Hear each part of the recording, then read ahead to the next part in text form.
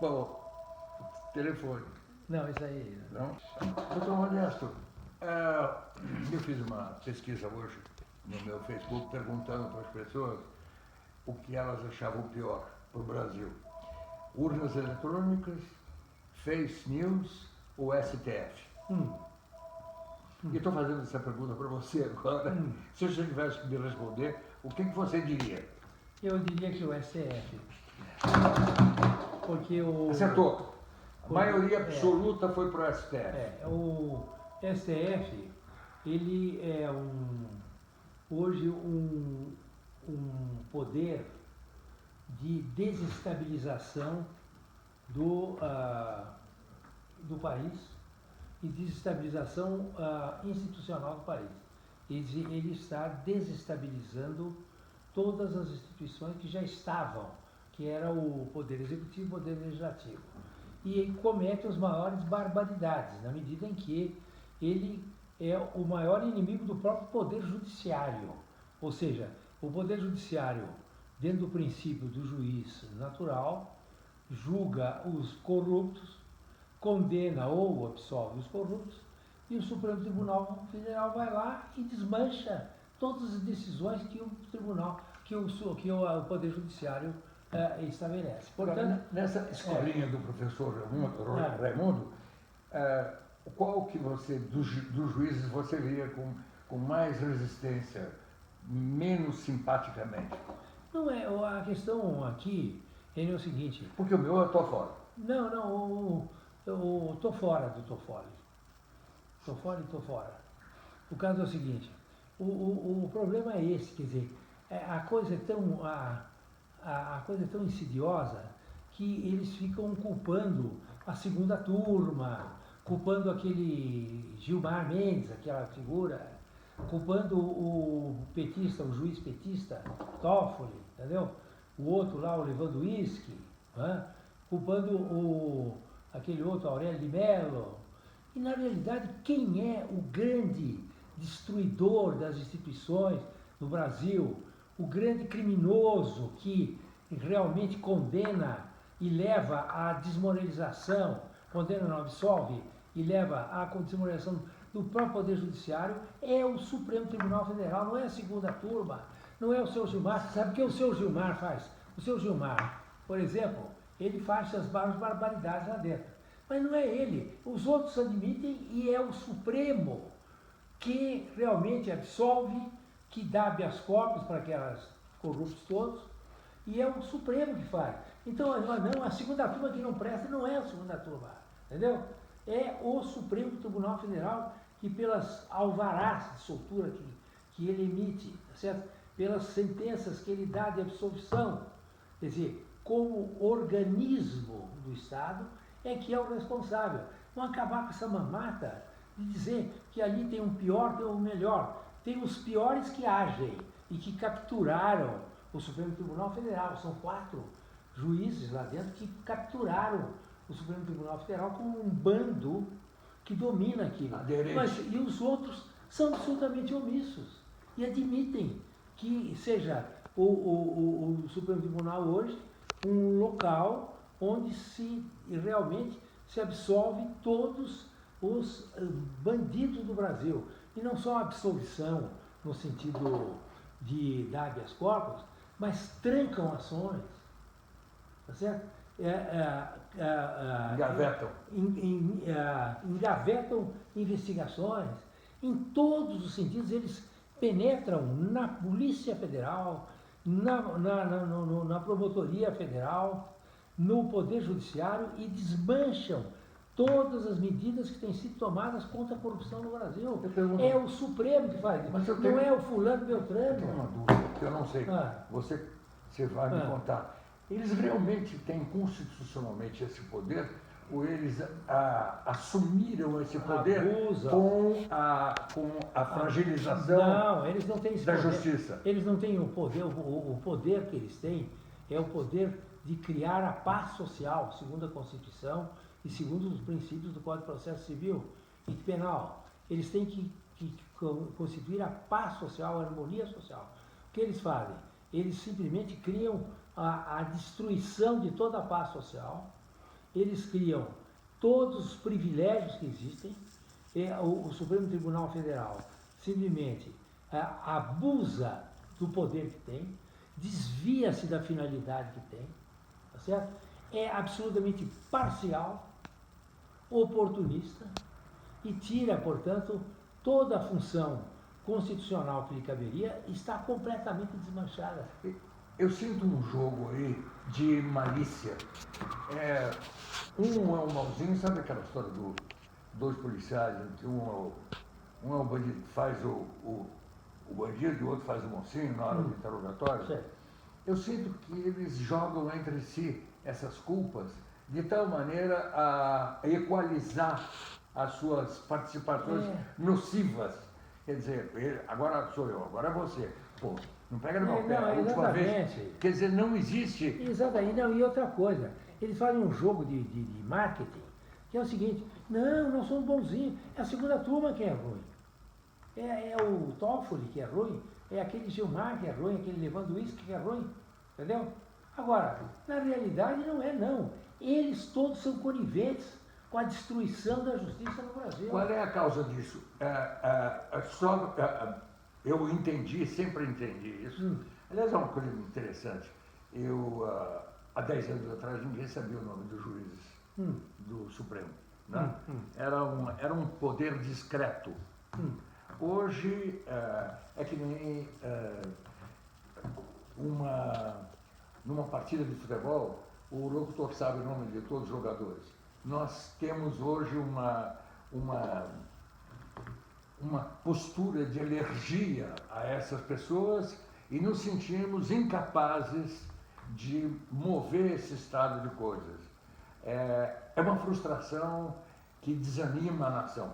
Exatamente. Nós todos os que observamos esse jogo de marketing negativo, né, eu me pergunto, meu Deus, eles não vão à feira? Não vão ao cinema de vez em quando? Ninguém dá um tiro nesse cara? Quer dizer, é metafórico, né? Por que razão e por que motivos formou-se esse bando? Porque se você, pelo que eu entendi, é o presidente da República que indica os juízes do Supremo. É justo isso? Não, a questão de ser o presidente da República indica é uma questão constitucional que pode ser corrigida. A questão que nós vamos tratar aqui é dos atuais elementos que estão lá dentro, os atuais juízes que estão lá dentro. Mas como é que você desmonta essa artilharia pesada? Eu, por exemplo, fiz no meu site, fiz um vídeo lá de 30 segundos, dizendo que o Toffoli não deveria assumir a presidência daquela corte. Eu assinei. Você assinou. Em 15 dias tinha 314 mil assinaturas. Então, agora hoje já fiz um manifesto, que vai ser publicado com matéria paga, porque a imprensa não dá nenhuma notícia das manifestações da sociedade. Certo? O que acontece? Matéria paga no Correio Brasiliense, eu vou tentando colocar lá, mostrando um manifesto dizendo que eu tenho mais de 300 mil pessoas que apoiam a ideia de não ter o Toffoli como presidente daquela corte. É uma reação da sociedade. É dirigido a quem? É dirigido aos ministros, tá certo? Você afunilhou a vontade de mais de 300 mil pessoas para que houvesse um trancamento nessa sucessão automática, nessa subida de um juiz indesejado, odiado, desprezado para o Supremo. Porque todo mundo sabe que, subindo o Toffoli, desce a imagem do STF até abaixo do porão. Como é que você pode se manobrar para dizer assim, a maioria dos juízes aqui chegou a essa conclusão, a porta da rua é ali. Pode? Bom, a eleição do presidente do Supremo Tribunal Federal, como de todos os tribunais superiores do Brasil, se dá por um critério de antiguidade, são usos e costumes, tá certo? E que realmente o mais antigo, que não ocupou o cargo de presidente, pela sucessão natural de antiguidade, ele assume a presidência. Isto num país não conturbado como o nosso. Mas nós temos já precedentes de quebra dessa regra costumeira, porque não é uma... Já aconteceu antes? Aconteceu uma tentativa anterior, quando o Joaquim Barbosa ia ser eleito presidente do Supremo, os ministros da época do Joaquim Barbosa simplesmente conspiraram para que ele não fosse eleito, porque é pretão, né? Segundo, porque ele não era corporativo, não defendia o aumento continuado dos ministros, tá certo? Dos salários dos ministros, não defendia as prerrogativas e privilégios da classe dos juízes, da magistratura, enfim, era um homem livre. Então não podemos elegê-lo. Então houve ali uma conspiração para não elegê-lo dentro dessa regra de costumeira de eleição do mais velho, não ainda empossado na presidência. E não deu certo porque a opinião pública daí reagiu, sobretudo tendo em vista a honorabilidade do Joaquim Barbosa, em que eles recuaram. Mas no Tribunal Superior, no STJ, Superior Tribunal de Justiça, essa regra de antiguidade foi quebrada agora, na última eleição, quando eles elegeram, ao invés de eleger a Nancy Andrighi, eles elegeram uma outra juíza para a presidenta da República, para a presidenta do STJ, que é a atual presidente, e que é uma mulher de uma dignidade absoluta, tem sido uma grande presidente do STJ, um exemplo da magistratura brasileira. Então, o que acontece? Essa regra é uma regra que tem sido ou tentativamente quebrada ou já quebrada. Então, nada custa dos ministros dignos que existam no Supremo Tribunal Federal, que são catalogados como 7 ministros decentes lá dentro, que realmente reajam contra a indicação e a eleição por aclamação. É uma votação, então? É uma votação simbólica. A aclamação do Toffoli como presidente do Supremo. Porque o Toffoli vai dar um golpe lá dentro. O Toffoli está a serviço do PT. E dentro das eleições que vão acontecer agora, ele vai criar uma instabilidade institucional enorme. Ele é um homem que absolutamente que não tem condições morais de conduta funcional, de conduta jurídica capazes de levá-lo a esse cargo. Então, caberia a esse ministro que se colocam como ministros dignos, imparciais, reagir e eleger um outro candidato. Além do voto popular, dessa pressão popular, dessa votação machista de 300 e tantos mil, não existem associações de profissionais, de gente ligada ao exercício do direito, que pudesse se juntar como de tal forma que se aumentasse ainda essa pressão psicológica para se desmontar essa bomba relógio? Todos têm interesse. O problema todo da humanidade, ela não evolui dentro da velocidade que poderia evoluir as instituições, porque as pessoas têm interesses. A OAB tem interesse. Todos os membros da OAB têm causas no Supremo Tribunal, ou poderão ter. Então, entre o seu cliente e a sua vida profissional e esse desastre que será a eleição do Toffoli, eles ficam com os seus clientes. Então, o medo... Aliás, o PT caiu. Também essa associação de advogados também teve muita... O OAB também foi muito criticada ultimamente. Né? Eles defendem hoje a OAB é capturada de certa maneira, pelos advogados que defendem os réus da Lava Jato. Então é claro que os advogados podem perfeitamente defender e devem defender qualquer réu, entendeu? Agora, no caso, há uma captura também da OAB por esse tipo por essa classe de advogado. Então você não pode contar com nenhuma instituição no Brasil que chegue lá e diga, historicamente, não pode. É o cidadão que tem que fazer. É você que está fazendo isso, eu que estou fazendo. Milhares, tem 300 mil pessoas, 314 mil até há pouca hora. Mas essas associações não podem jurar suspeição.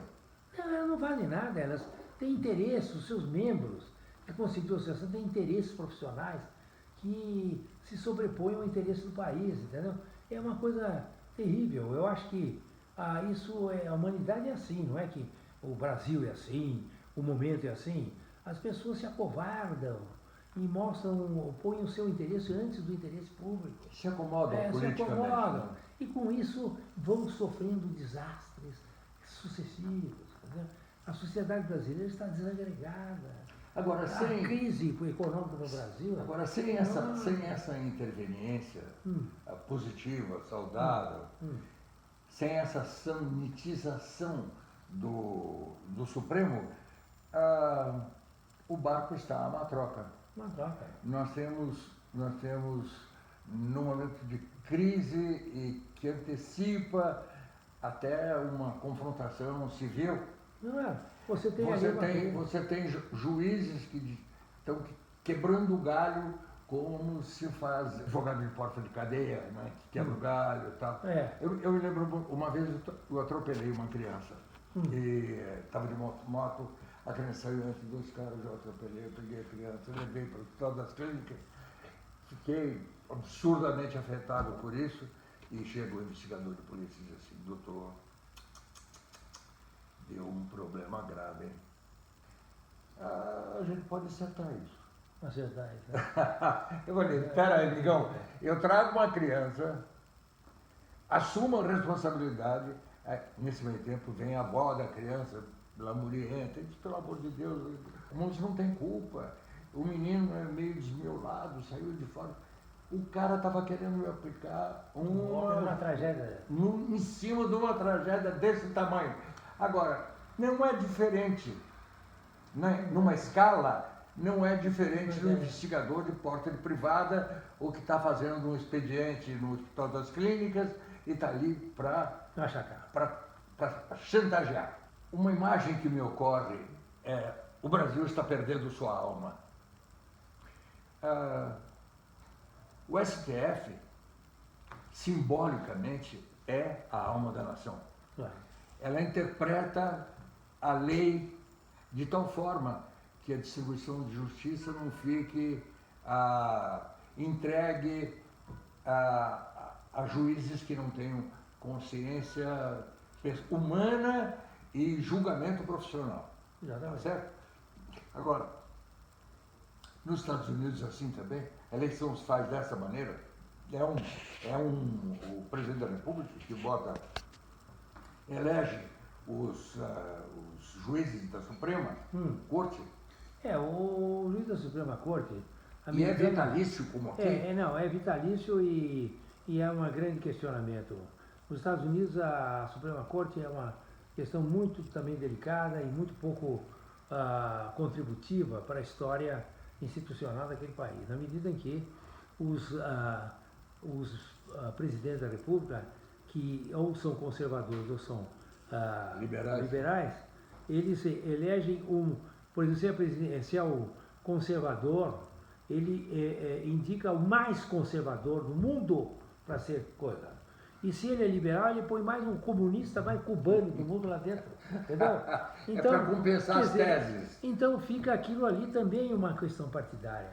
O Supremo Tribunal americano não é um exemplo de imparcialidade e não é um exemplo de uma entidade que tenha contribuído efetivamente para a melhoria da sociedade americana. É uma guerra entre os republicanos e os democratas.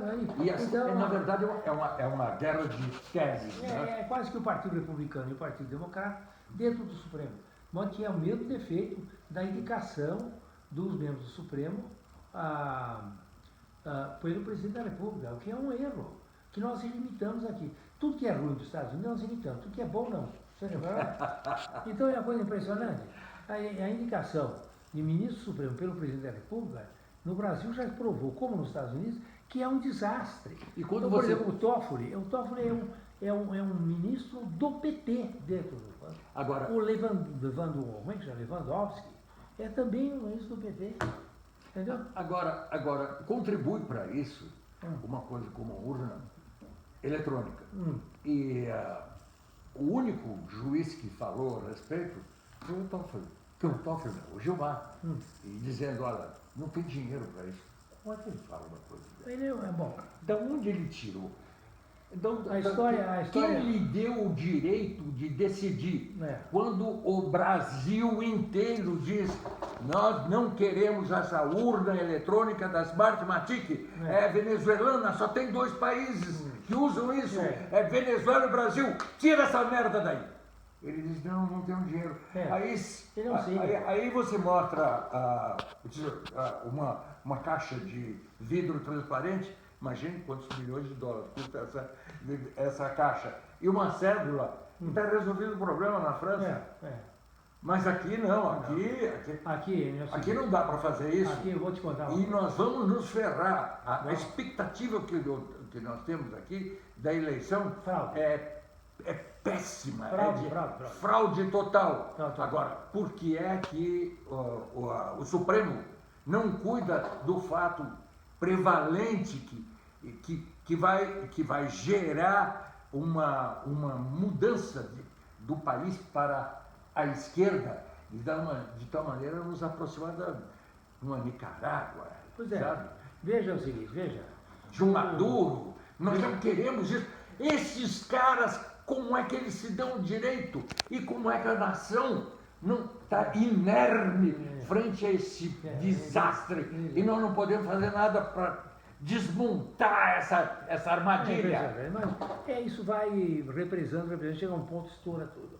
Acontece o seguinte, o princípio democrático é de que a eleição, o voto é secreto e a apuração é pública, mediante registro dos votos. Esse é o princípio fundamental da Votou, democracia. registra, Não, conta. você então tem o voto secreto e a apuração pública, com registro dos votos, para poder contar os votos, contestar essa contagem dos votos, impugnar urnas, impugnar votações, criar, portanto, em torno da eleição uma total transparência. Isso é o princípio fundamental da democracia. Você não pode ter uma democracia em que a apuração é secreta. Então nós temos... Aqui no Brasil, É absurdo. no Brasil, a apuração é secreta. Agora, esse tal como é que chama? Gilmar Mendes. O caso é assim, existe uma lei dizendo que tem que ter, a urna tem que ter acompanhado do voto impresso, exatamente, para ter o registro e a apuração. Isso é lei. É a lei de 2015. Aquela bando de gangster que domina o TSE, junto com o Gilmar Mendes, esperaram passar o tempo. Quando chegou agora, eles disseram que não tem tempo nem dinheiro. E daí o que aconteceu com os seus queridos Supremo Tribunal Federal? Sabe o que ele fez?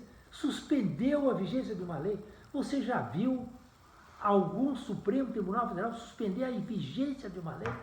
Isso é a maior excrescência que existe. Não há razão para suspender a vigência de uma lei, a não ser em estado de sítio, em estado de exceção, em estado de qualquer coisa, suspende a lei. Mas num estado normal, que não é estado de sítio, o Supremo Tribunal suspende a vigência de uma lei. Então nós temos 2 fatos que descaracterizam profundamente a democracia. A urna eletrônica e o STF. E o STF, sempre é o STF. Agora Ele está sempre, vem cá, desculpe, ele está sempre metido em Telegram, o STF. Naquela pesquisinha que eu fiz, que eu indiquei logo no começo da nossa conversa, quem é o maior inimigo do Brasil? Urnas eletrônicas? Será que é a urna eletrônica? Será que é a STF? E eu terminava com fake news. O fake news é uma expressão que é muito recente, mas o conhecimento do veneno que essa manobra do fake news traz é já conhecida por todo o eleitorado consciente. Há um controle da opinião divulgada no Facebook e na mídia digital em geral contra a direita. A esquerda se apossou de todos os organismos, de todos, inclusive dentro do próprio Facebook, criando, alugando o serviço de empresas de esquerda para cortar de maneira cirúrgica ou indiscriminada as opiniões que favoreçam o Bolsonaro. Então, a coisa grave é que você tem uma interveniência de uma empresa americana, no caso do fake news, e de uma venezuelana, que é o caso da urna eletrônica, e do STF, que é vendido ao PT. Escuta, já aconteceu o golpe nesse país, já foi dado o golpe. O que falta? Não, esse negócio da Facebook, como é que chama? De fake news. De censurar a notícia, eu não entendi até hoje.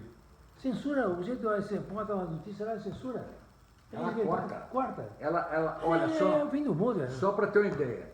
Uma semana atrás, eu não notei muito essa. Eles cortaram quase 200 pessoas e. Eu não acompanhei muito, mas é um absurdo. Cortaram, bloquearam a mim. Isso aqui não vai sair em lugar nenhum também. Não, vai sair, sim. Vai sair. Porque nós temos um site. A reunião. Então, é o site. E eu posso jogar isso para o Facebook. O que eu não sei é se o Facebook, na hora que assumir o conhecimento dessa promotoria que nós estamos armando aqui, não vai dizer, não, isso aí corta o Enio, bloqueia já. E aí bloqueia o que nós estamos conversando. Mas ainda vai sobrar o site, porque o site é www, não é ligado ao mas é o fim do mundo. Eu vi isso, eu não prestei muita atenção, mas eu vi que tem uma censura. Tem uma censura realmente.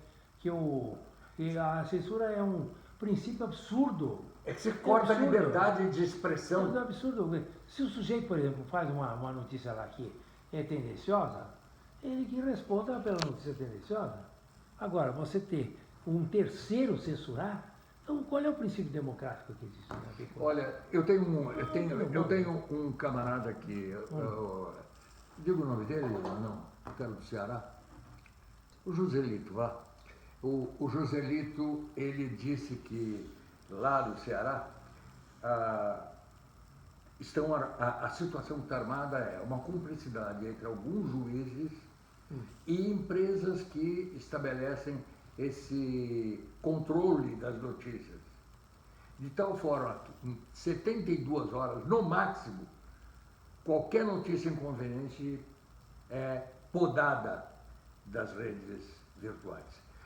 Agora, o fato grave disso é que as pesquisas mostram que metade das pessoas, hoje vai ser progressivo isso, 47%, orientam o seu voto através da mídia virtual.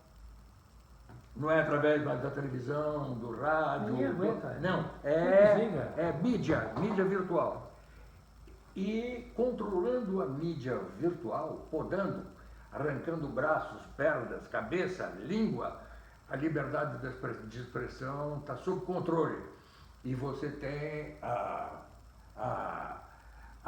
trazendo em cima dessa devastação, você tem opiniões favoráveis àqueles que estão do lado de lá, do lado um fim do mundo. da esquerda. É uma loucurada toda, é uma loucurada. Agora, você veja, falando nisso, a imprensa, ela não publica nada das atividades da sociedade civil. Então, por exemplo, eu fiz um vídeo, como falei para você, fiz um vídeo dizendo que o Toffoli não podia exercer o cargo de presidente do Supremo Tribunal Federal. Imediatamente fizeram puseram uma plataforma lá e puseram abaixo da... Nem fui eu, porque eu não sei fazer essas coisas. Daí teve 300, em 15 dias, 300 mil adesões, mais 300. Agora, esse movimento, o meu vídeo, o apoio de 300 mil pessoas em poucos dias, não é publicado em hipótese lá, a censura total. A imprensa escrita, a imprensa, vamos dizer assim, tradicional, ela está totalmente completamente afastada dos movimentos sociais contra os abusos que o Supremo faz, contra a corrupção, contra tudo que se faz por aí. Você lembra como é que era? A Folha era um jornal importante? É. Como era sério, ponderado, crítico. Acabou. Acabou, não tem crítica nenhuma. Então, acabou você a Veja, acabou tudo. Agora, então você... É a força do dinheiro. Você Desculpa, tem, eu fico pensando, quando você assalta de maneira sistemática, cruel, uma Petrobras, e quando você é capaz de sacar dinheiro de maneira não comprovada na sua utilidade social, pública, do BNDES, esse dinheiro, quando paga um Puerto Mariel em Cuba, e hoje eu li que Angola e outros lugares, Zimbábue, não estão, já disseram que não vão pagar dívidas com o Brasil. Então o que você tem nítido a corrupção não podia estar mais revelada do que aí. Todo o dinheiro que saiu do Brasil deixou algum nos paraísos fiscais para os políticos que manejaram essa situação. Então, você tem hoje uma quantidade de dinheiro frio que é capaz de comprar quem está à venda para ser vendido, para ser comprado, em todas as áreas, aparelhados, não aparelhados, e a crise que tá imperando, a falta de emprego, a violência. Então, hoje, você tem até, imagino eu, gente séria balançando. Assim, pô, eu preciso levar comida para minha casa. Mas é isso aí, porque... Quer dizer, estamos... A corrupção ela invadiu não apenas as áreas de controle da corrupção, mas começam a afetar. Eu tenho medo até se o exército não está nessa, entendeu? Porque o exército não tem explicado o programa atômico. Você conhece alguma coisa? Não. Você conhece alguma coisa da construção da Bahia, aquela base aérea de, como chama? Alcântara. Você não sabe nada. Você sabe alguma coisa do armamento do exército? Não, você não sabe nada. Mas você sabe que na Venezuela tem uma fábrica de fuzis de última geração, a AK-47. Você sabe alguma coisa relevante a respeito de como os generais, dessa situação anômala de ter um comandante militar que tem uma limitação física e que passou o seu tempo de expediente de crescimento como oficial na China e que hoje insiste em dizer que a situação está sob controle, está tudo bem. Bom, mas isso aí eu não conheço todos os dados que você está me dando. Eu queria voltar ao assunto que nós estávamos conversando, que é um assunto concreto também, que não é suposição, que é a imprensa completamente conivente com o bando que domina o Brasil.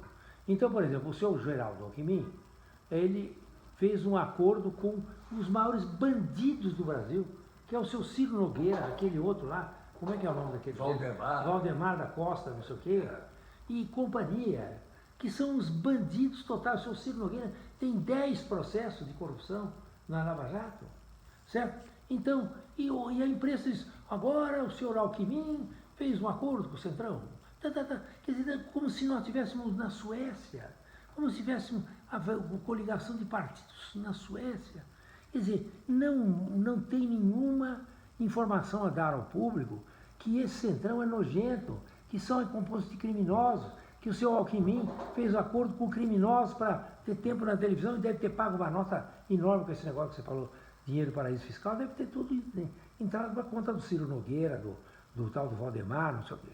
Então, você veja, a imprensa, ela não apoia a sociedade civil na sua luta.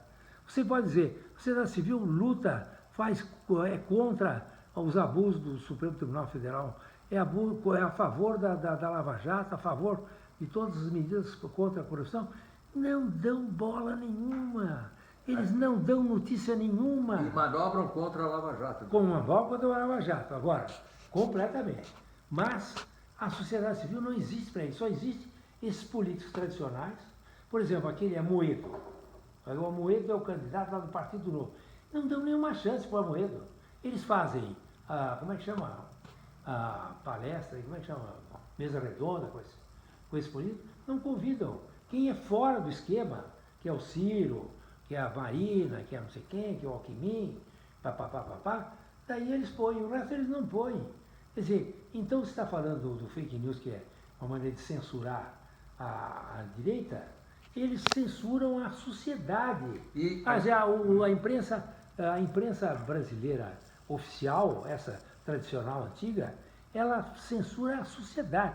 A sociedade não tem nenhum movimento da sociedade civil, movimento político da sociedade civil, de protesto, não tem menor cobertura na imprensa e na televisão também. Eu me escandalizo fácil agora. Eu vi hoje um pequeno post mostrando o Emael. Emael! O Emael é o candidato eterno à presidência da República. Claro, lógico. Por quê? Porque tem um fundo eleitoral. Agora, aparece a cara do sujeito, mais o outro que é o vice, mas não sei o quê. Uns caras saíram da onde? Mas ninguém abre a boca, ninguém diz: ô Emael, porra, pega a reta, vai embora, desapareça daqui, faleça. Esse regime está podre e você está ajudando a apodrecer esse regime. Não existe um movimento de promotoria, nenhum. E esta ferveção que se coloca na mídia virtual sendo podada pelo fake news. Eu tenho uma enorme, sabe que eu tenho uma enorme admiração por você. Nada, eu adoro você. Porque você é um homem que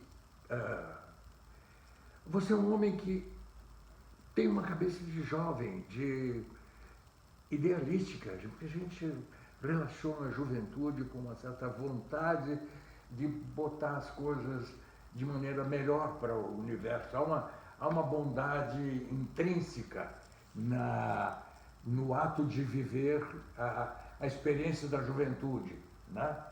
De renovar os votos para que as coisas aconteçam de uma maneira bonita e tal. E você é assim.